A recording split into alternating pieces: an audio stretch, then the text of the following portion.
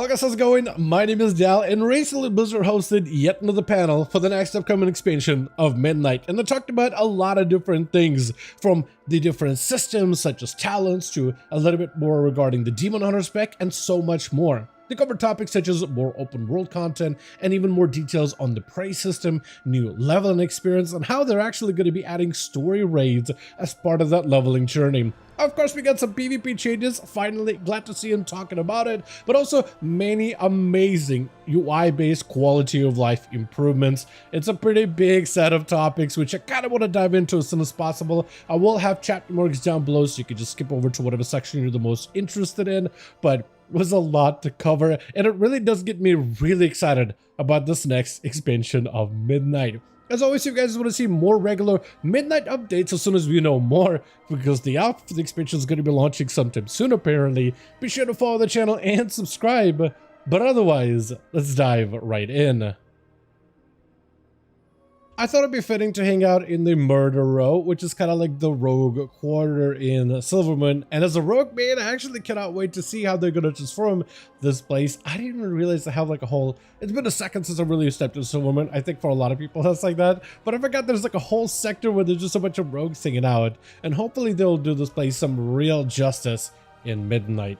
But as for some of the different changes we're getting for Midnight, I am going to go over them in the order that they were presented during the big panel, starting with the Void Demon Hunter spec, which we actually covered recently, and I think we got majority of that information correct based on what we've seen about it so far. It is going to be a mid-range DPS spec, however, an intellect-based spec. So from what we understand, they're going to change some Warglaives now support intellect and agility as a stat, and potentially Void Elf Demon Hunters might be the only spec that can dual wield Void Elf intellect weapons. We also were correct. A Void meta is going to be no cooldown base, but it's going to be functioning off of energy. Once you enable it, it's going to start rapidly consuming energy, so you want to stock it up as much as possible and then start continuing to generate as much energy as you can to prolong it as best as possible. So it is really exciting how they're bringing that like Demonology Warlock of Mr. Pandare design, or better yet, Shadow Priest of Legion or Battle for Azeroth, as part of the Demon Hunter gameplay, which isn't super new design. It is actually somewhat familiar, though not something any of our current classes currently utilize. Now, they did say that Void Elves are coming out to Midnight, and there's going to be a quest line for it. They also do acknowledge that with Void Elves becoming Demon Hunters, there's going to be some imbalance for factions. However, because Alliance are going to have one extra class or race that can play a Demon Hunter, but in the future, they're going to be addressing that as the expansion goes on. So I wonder what other race class combinations they're looking to add in the future. Another big thing that we could talk about is talent changes, as our talent tree is going to go through a pretty big change. Not as big as many of us have expected, but still fairly sizable. We're going to be getting additional talent points in the next patch, 3 additional talent points to place in the class tree, which allows you to pick up more utility. So if, let's say, your current hunter build missing explosive trap, you have an extra point to pick it up. Maybe bursting shot to add to every playstyle, add concussive shot, or any of the other talents you're currently missing. For some classes, however, like rogues in an example, but warriors too, they actually have some class abilities in the class tree that actually has impact in their damage output. So I'm assuming they're going to be adjusting classes that have way too much output talents in the class tree to give them like more output within the spec tree, but more utility in the class tree. Otherwise, classes like rogues and warriors, for example, are going to pick up some massive power spikes heading into the next expansion. They're also going to be expanding the hero talents. So right now it has like a 1 row, 2nd row, and 3rd row, or rather they're called columns. Instead of having 3 columns of the hero talents, they're going to be adding a 4th column as well to further expand on the talent tree for the hero talents. From what we know, it looks like it will be just exactly as they are within hero talents right now. As you level, you'll be able to fill up all of these slots. So as you hit max level, you basically unlock an extra column that further helps define hero talents even further. I doubt they're going to be allowing you to like pick certain columns to spec into while others not fully spec into. We'll see exactly once we get access to some of the different hero talent changes in Midnight Alpha, which should be out sometime soon. But they're basically looking to expand on existing hero talents, not necessarily add new ones to the roster, at least for this moment. Another thing they're doing is also giving you 4 extra talents in your spec tree. So you can either take the same spec tree that you had and add additional points, or instead you'll be able to invest them into Apex nodes. And these nodes will be a talent that can have up to 4 different ranks of points to invest into. A lot of them are going to have with a base ability that's going to be fairly transformative, changing one of your basic core abilities in a fundamental way. Then the next 2 points are usually going to be some sort of a damage amp all across the board for your class, so making healers better at healing, making damage dealers hit harder for some of their abilities. And then the final note is going to be a way to transform that Apex talent further. And some of the examples they gave us, like Preservation of Ochre, Merithra's Blessing.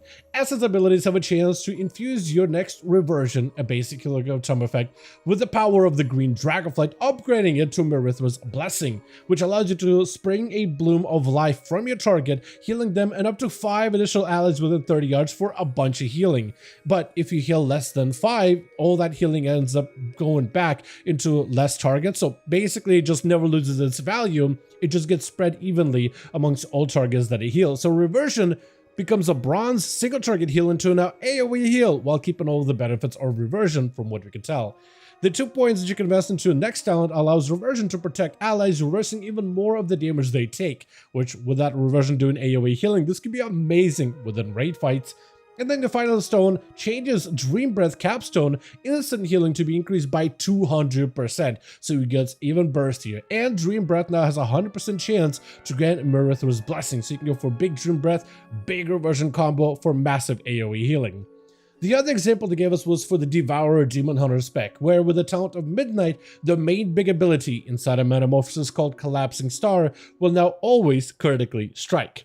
The next 2 nodes can increase your overall cosmic damage dealt and cause Collapsing Star's critical strike damage to be increased based on your critical strike chance. So if let's say you have like a 50% chance to crit, that means since the ability is a guaranteed crit anyway, you're just gonna hit 50% harder. And then the transformative talent allows you upon entering Void Metamorphosis to cause your soul to erupt, generating 10 lesser souls instantly, which can be used for damage, and grants you an immediate access of the ability of Collapsing Star. And Collapsing Star, the way it functions with Void Meta, from what we've been told, is the more you use it in meta, the harder it's going to hit every single time. So it's going to ramp up in damage, be a guaranteed crit, and scale with your crit chance to deal additional damage. So it's actually kind of pretty big and transformative, given one of your main big massive core abilities, this huge scaling potential. Outside of talents, they also talked a little bit about the praise system and additional open world content, as they're looking to find ways to reinforce open world specifically. Like, we give us dungeons for instance content, raids for big parties, delves for like solo or smaller party instance content, but they still want to find a way to make the open world feel alive again. And they're doing that through this praise system where you get to pursue different targets within Azeroth, which adds even more content to the open world aspect of the game. And with this system is also going to bring with it many rewards from mana war mounts, we've just seen a lot of, but also transmog sets, and you can even earn power from this as well, specifically power within Great Vault, as praise will now be tied to the Great Vault system on the same row as delves that'll award you hero track gear or up to hero track gear if you do this on the hardest difficulty, which is super exciting. Outside of this, the open world, besides Prey, gets more content, like a Silvermoon Court where you get to do activities for the military factions of Silvermoon. Zulaman, you'll be able to do harvest materials for the Law of Abundance, where you basically gather treasures and farm resources as quickly as possible. With the Legends of the Haranir, you'll be able to step through forgotten paths of the Haranir through paintings and learn a bit about their lore, but also do other activities as well as Stormarian Assault, where we get to protect Void Elves in the Void Storm as like a wave defense minigame. So there's going to be a bunch of those activities, very similar to how we have Theater Troop in Dornagal, as well as the Machine event in Gundagraz and the crops in Hollowfall. Very similar stuff, so they're adding even more content for us to explore. Leveling experience is also going through big changes. We talked about this a little bit, but they finally gave us many more updates that we were looking for in terms of what leveling is going to look like, whether you are a brand new player to Midnight or a returning player. So if you ever thought maybe Midnight is the time for me to finally get into World of Warcraft, or maybe it's the time for you to get that friend that always wanted to play WoW but never got around to it, this could be the best expansion for them. Or if you're someone who used to play in previous expansions, Midnight may be the best time for you to return if you ever plan to return back to Azeroth. At the beginning, in Exile's Reach, they're going to start making some changes from the get-go, changing up the tutorial experience, adding key characters onto that island, and we'll have the storyline of the island now tie in directly into the Dragonflight expansion. But while there, you're also going to be able to get a lot more mechanics to teach new players, just so the game finally starts teaching players basic mechanics for future dungeons and raids and other content, so players are not completely clueless when it comes to grouping up with others. The Dragonflight expansion intro experience is also going to be revamped completely, where you'll basically be able to play through the main story beats of the chapter and story mode raids of that expansion. You'll fight through Razagath, you'll fight Zaralek Cavern bosses and Sarkareth at the end, and you'll eventually fight Farak in the Emerald Dream. So that's also another opportunity for them to teach players raid mechanics as well. Dodging things, dodging lines, interrupts potentially, crowd control, when to use defensives. So that's an opportunity for them to really teach players, while also giving them the main story beats of an expansion. And they'll continue that pathway into the War Within recap later down the line.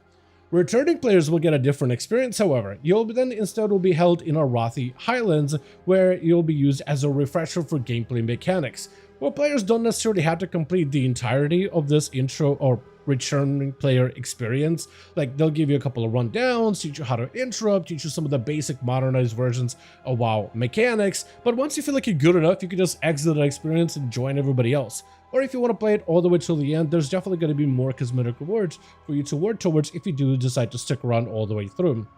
The War Within as an expansion is going to be more of a recap experience with a few hours it takes you through the entirety of the War Within expansion. It's more of an optional experience for returning players, but new players will have to follow it if they want to get into the Midnight expansion, and there's going to be even more mechanic refresher opportunity while you do that expansion. Of course, on the channel, we do a lot of PvP with so many different duels, and Blizzard, thank goodness, actually talked a little bit about PvP, which I feel like there needs to be definitely better communication regarding PvP content, whether for War Within, Final Season, or going forward into Midnight, at least in my opinion.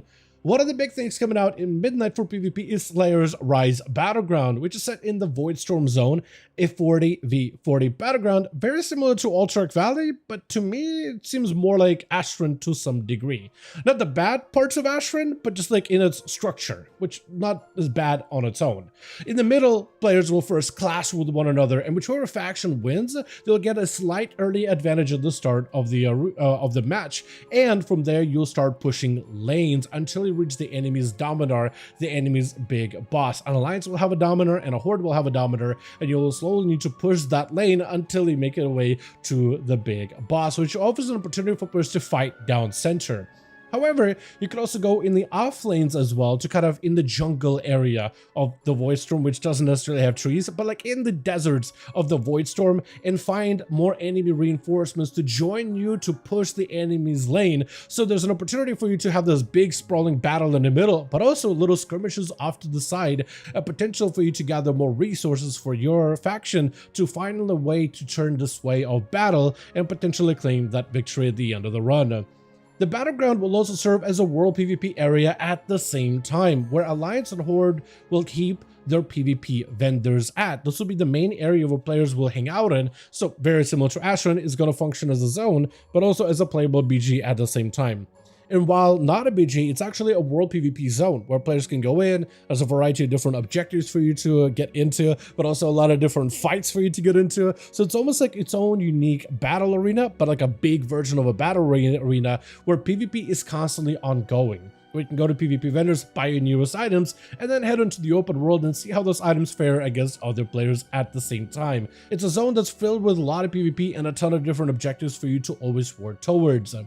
For PvP players, getting into rated content like rated battlegrounds and rated arenas can often be a bit of a tough and a challenging experience and intimidating in a lot of cases, especially for brand new players or returning players that never really got a full hang of PvP combat. However, many players enjoy mini brawls such as the Comp Stomp, where you have a low threat environment, low pressure environment, playing with other players against bots, but it does help players kind of learn some of the different mechanics, how other classes function, and helps them kind of ease into PvP a little bit without the pressure of just getting one-shotted by a rogue out of the blue without realizing what's going on.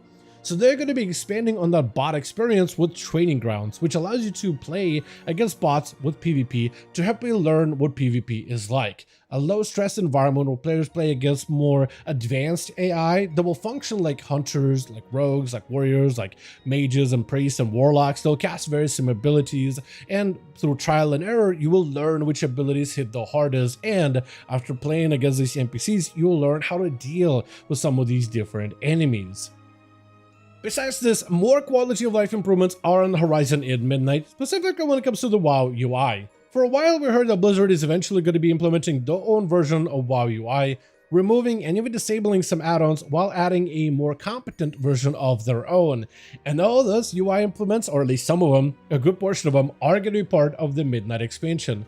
The user interface, nameplates in particular, will get a fairly sizable and a much needed refresher.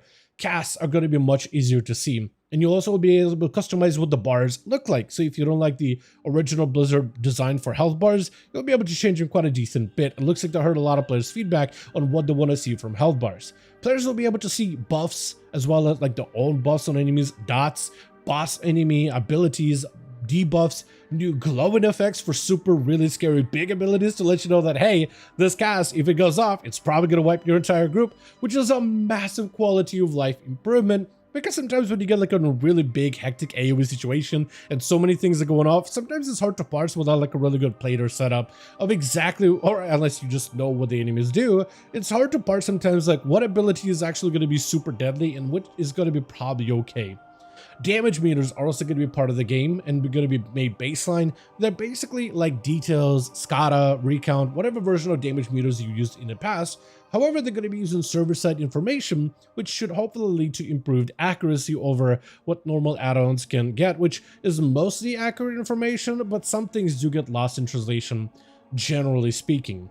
They also are adding boss alerts, as many players use add-ons such as Bigwigs or even DBM in order to tell them like, hey, a big boss ability is about to arrive. You might want to pop a defensive for this one. You know, little alerts like this is something they're going to be adding as part of the baseline game, with bars to tell you when a big boss ability is coming. But they also will have a built-in timeline. If that's how you choose to play the game, you'll be able to see when those abilities are going to be happening, so you can better gauge and better structure your cooldowns on abilities to match those timelines of boss abilities. And you'll also even get better alerts for like when players are targeted by certain mechanics. There's going to be a lot more clarity added in baseline, which I think is going to be super helpful just when it comes to trying to add more clarity when players finally get into that group endgame content. Another feature that's getting quality of life improvements is actually transmog changes. Now, we got a little bit more information regarding what mogs are going to be like, and they got a big new improved screen, which looks really good in my opinion, and likely this is just still a work in progress. Likely it will look better, but I do like what they got going on with it, at least for the time being. No longer will players need to reapply appearances, let's say when you're questing or when you're doing dungeons and you get a new item, and then you lose the appearance for that item. Instead of transmogrifying an item, you'll be transmogrifying a slot of gear instead. So like for example on this hunter character, if let's say I have these tireless collectors hunted heads, normally transmog changes this item to shoulder guards of the weaver. But if let's say I were to replace him with another shoulder, it changes that shoulder completely.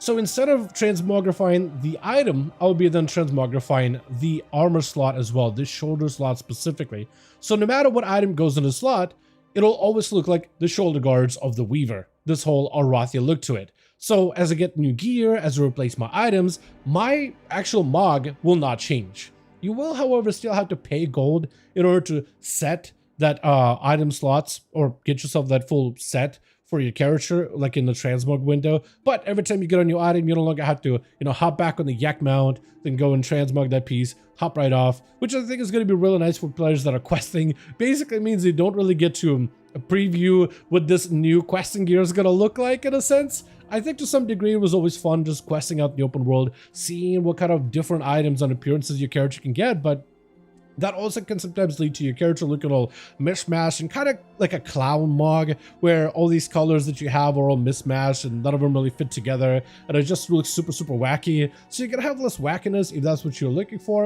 And I think for many transmog hunters out there where fashion is your end game, this is gonna be one of the best features in general.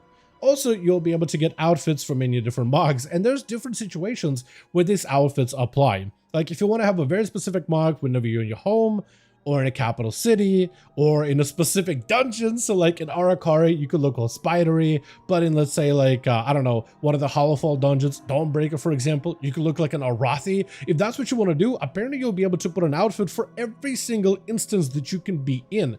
So if you want to look like a battle-hardened warrior in a raid while, hanging out a little bit more relaxed when you're player home, you could definitely do so, or just switch it in reverse, just like battle ready at home and then completely relaxed over while raiding against bosses. But with that being said though, as always, I do want to thank all of you guys so much for watching and hope you guys did enjoy this update. If you did enjoy it or found it informative, go ahead and give this video a like. I would very much appreciate that. Also, be sure to join our Discord community, especially if you just want to keep up with any of the newest topics regarding Midnight expansion, current patch 11.2, the Legion remix is coming out very soon, or basically any content, because the alpha for Midnight will actually be dropping very soon, sometime either this week or next week, maybe the week after. So we're likely going to be getting a ton of WoW content over these next few months until Midnight finally launches. Also, let me know all your thoughts in the comments down below, and as always, I'll see all of you guys in the next one.